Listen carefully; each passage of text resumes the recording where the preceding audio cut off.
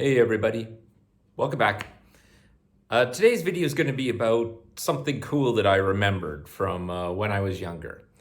There was this magazine called Omni, and it was this futuristic magazine. They were always publishing articles about, what life would be like in the future and, new technologies and new things that were under development. And it turns out that Omni magazine has released its entire archives online. So you're able to now just go back and look through all of those magazines. Just search for Omni magazine, you'll find it. And so I'd searched through it and I actually found the article. It was from their January 1987 issue. And they had asked a number of people to predict what the future would be like 20 years later. So in 2007. Well, it's 2021 now. So let's go back and see how they did. We are now entering the future.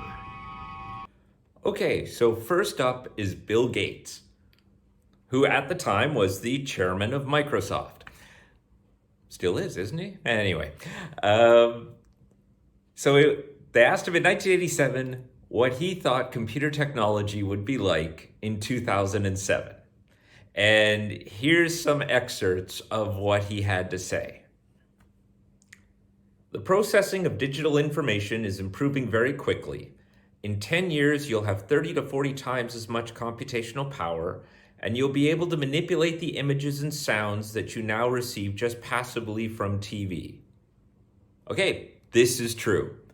Video editing, Photoshop, photo manipulation, this can all be done now. You'll insert yourself into a game or even change the outcome according to your wishes. No, not really. I don't think it's come quite that way yet, where you're like literally changing the programming of a game to suit your needs, but oh well. Take one example. You're sitting at home. You'll have a variety of image libraries that will contain, say, all the world's best art. You'll also have very cheap, flat panel display devices throughout your house that will provide resolution so good that viewing a projection will be like looking at the original oil painting. It will be that realistic. Yes, absolutely. This has happened. Did it happen by 2007? Okay, maybe not. But you know what? Let's give him some credit. This is definitely possible now. Flat screen TVs, information through the internet, seeing images of famous artwork. Absolutely, this can be done. The dream of having the world database at your fingertips will have become a reality. Today, if you want to create an image on a screen, a beach with the sun and waves, you've got to take a picture of it. But in 20 years, you'll literally construct your own images and scenes. If you want a certain movie star to be sitting on a bench, kind of being lazy, believe me, you'll be able to do that. Yes, absolutely. We can definitely do that now. You can definitely Photoshop this kind of stuff or use video imaging software to do it. Yeah, no problem. Doing pretty good, actually, I'd have to say. Bill Gates is doing a pretty solid job. Also, we will have serious voice recognition. I expect to wake up and say, show me some nice Da Vinci stuff. And my ceiling, a high-resolution display, will show me what I want to see or call up any sort of music or video. The world will be online and we'll be able to simulate just about anything. Again, this is all quite possible now. Ceiling, not so much, but I suppose, if someone wants to put screens on their ceiling, I guess they can. But the idea of so much information being available to you and voice recognition. Yes, we have, Google and Alexa and all this sort of thing. And you can do that. You can just go, hey, Google, show me XYZ on the television. Possible today. By 2007, maybe not so, but still, solid guess. Up, you could say, hey, rent me one of those Formula cars in Daytona. And with some local controls, a little steering wheel you pull out of your drawer, you'll be able to get the image and feel like you're driving the car. Not quite there on that one. You could purchase a game and a VR simulator or whatever, and you could do that, but you can't just kind of use voice recognition to go, hey, get me this Daytona car simulator, and just start playing it with your wheel and stuff. You'll actually have to use the software, and if the game doesn't have Daytona cars, okay, then there's probably not much you can do. But is this possible? Yes. Is it happening yet? No, but okay, maybe this sort of thing will happen soon. A lot of things are going to vanish from our lives. There will be a machine that keys off of psychological traits, whether it is voice print or fingerprint. So credit cards and checks, pretty flimsy deals anyway, have got to go. Not quite. Partway there, I guess. Checks are rapidly becoming a thing of the past. Like, who wants to use checks anymore for things? Fortunately, there's still some places that want checks. But, even if someone's like, no, we need a check, you're like, well, what century is this? Come on, get with the times. Credit cards, however, no. Although we do now have swipe, we have chip and pin. But this idea of we don't need credit cards anymore because it will completely be voice print or fingerprint activated, not quite there yet. This could be done. We could be done today, but it has not been rolled out en masse. But still, definitely going in that direction is possible to do if someone wanted to. I hope passive entertainment will disappear. People want to get involved. It will really start to change the quality of entertainment because it will be so individualized. If you like Bill Cosby, well, back in '87, yes, everyone liked Bill Cosby. Not so much now, given he's in prison. But back in the day, Bill Cosby was a big thing. And if you like Bill Cosby, then there will be a digital description of Cosby, his mannerisms and appearance, and you will build your own show from that. No, you can't do that. I suppose you could use video editing and edit videos that he has done and, stitch something together. But to just kind of download a virtual Bill Cosby and start manipulating it, no. And the legal ramifications of that would be huge. I don't know why Bill Gates didn't kind of think about if people were downloading mannerisms and appearances of people and then manipulating them on videos and creating your own shows with that person, you would not get sued out of oblivion for that. I mean, no, that's not happening. No. So all in all, I'd say Bill Gates did a pretty solid job when it came to predicting what technology would do and was capable of. Voice recognition software, the information age, that you'd have all this data available instantly. Solid. He was solid. He really did have a good understanding of the direction we were going in the future.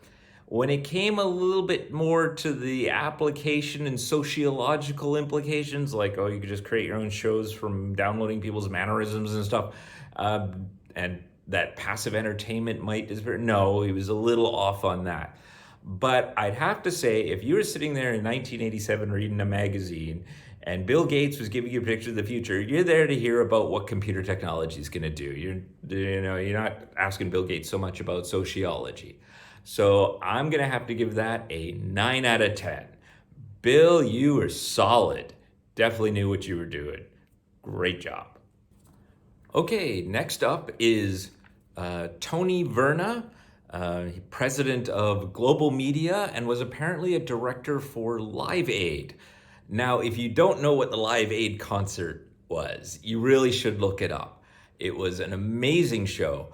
The performance by Freddie Mercury and Queen is still considered one of the greatest live performances today. You can find it on YouTube. Look it up. So that this gentleman is going to give us predictions about communications and stuff. Seems like a good person to talk to. Let's see what he has to say. We'll have high definition TV with a wide screen of, say, 1,125 lines rather than the conventional 525 lines. The resulting images will rival 35 millimeter film in quality. Okay, I don't know too much about the specifics about TV lines and so forth, but what he's really trying to get at is that the resolution and quality of image that we will be able to get from televisions and screens is going to vastly improve. And yes, he was bang on about this. The resolution and detail we can now get on television and screens and laptops and so forth is phenomenal, and certainly far more advanced than what it was in 1987. Was it hitting these exact 1,125 lines or whatever? I don't know, but I don't think it really matters too much. I think the point is there. And yes, the quality is now available today. These sets will be wall projection units, either liquid crystal disc players or the familiar cathode ray tubes without the current depth. Yes, flat screen TVs are now pretty much standard. I mean, you got to remember that back in 1987, computer monitors and televisions were these very thick, cube-like things. And, you did not have flat screen television, plasma TVs, things like that. So, yes, he correctly predicted that there would be flat screens. Shortly after that, we'll have digital television, and the viewer at home will become a participant in an actual production. He'll play director. When he's watching a football game, he'll be able to zero in on the end zone by hitting his hand depressor control. He'll switch cameras himself to look at the game from different views. No. No, that's not happening. It is still a passive entertainment. You just watch it, Is this possible? Yes, I suppose with current technology, this could be done. I mean, there used to be times where they would ring like a football game. I know they did this one Super Bowl at least, and they had like 30 cameras rigged around the stadium so that they could shift it around and get whatever view they wanted. But the person sitting at home could not get those views. It was still the TV crew who was deciding what image you wanted to see. Now, they could potentially make all of that video available, and you could download it, and then that could allow you to switch from one camera to another if you wanted to. But there's no way you could do that live. And the amount of data you would have to download would be absolutely massive. So no, potentially this is possible now, but no, this is definitely not being done. If you put your wager on the wrong team, you'll be able to take a picture of the quarterback, superimpose them scoring the winning play, and at least get the thrill of a dream. You can have your own ending. Okay, yes, again, much like Bill Gates predicting photo and video manipulation. Of course, I don't think people do that for that reason. Like, oh, we lost the match, I'm gonna, Photoshop that actually we won. Like, no, people don't generally do that. But you could if you wanted to. That is possible. There will also be a truer form of 3D television, one with no TV set. Okay. You'll wear a pair of glasses, and each lens will have its own little TV set. Separate liquid crystal screens will be built into the pair of glasses. Okay, not bad. We actually have Google Glass, and other companies were sort of looking at this sort of, wear glasses and all the information is going to be projected on it. So, well, yes, I don't know if Google Glass and stuff were projecting entire shows and entire video, but I suppose it could. So, yes, we have this technology now. It is just starting to come of age, not 20 years, more like 30, 35. But we have been moving in that direction, and it is, I guess, possible to have this now. Then there will be no TV, not even on your eyes. The images you watch will be projected by lasers. There will be 3 laser beams, and each beam will cover the red, blue, and green spectrums. The image will appear in your living room without a screen. Okay, I guess he's predicting holographic projectors or something. Like there won't be TV anymore. There'll be holographs that'll be projected. And, this was kind of a thing in sci-fi books and movies maybe back in the 80s. Clearly, as we all know, this is not happening yet. There's no holographic television or images that, are routinely done. And the idea of getting rid of screens is not happening anytime soon. I can tell you that. The next innovation, Sensavision, will be like a Walkman a Walkman. Okay, now this is how we know this is from the 80s. A Walkman. Okay. Yeah, no. There's no more Walkmans. If you don't know what a Walkman is, and there's a good chance you might not know, look it up. It was a very popular form of music player. Okay, let's get back to the beginning. The next innovation, Sensavision, will be like a Walkman attached to your forehead. You won't actually have your head wired because infrared wires will send signals to you. Okay.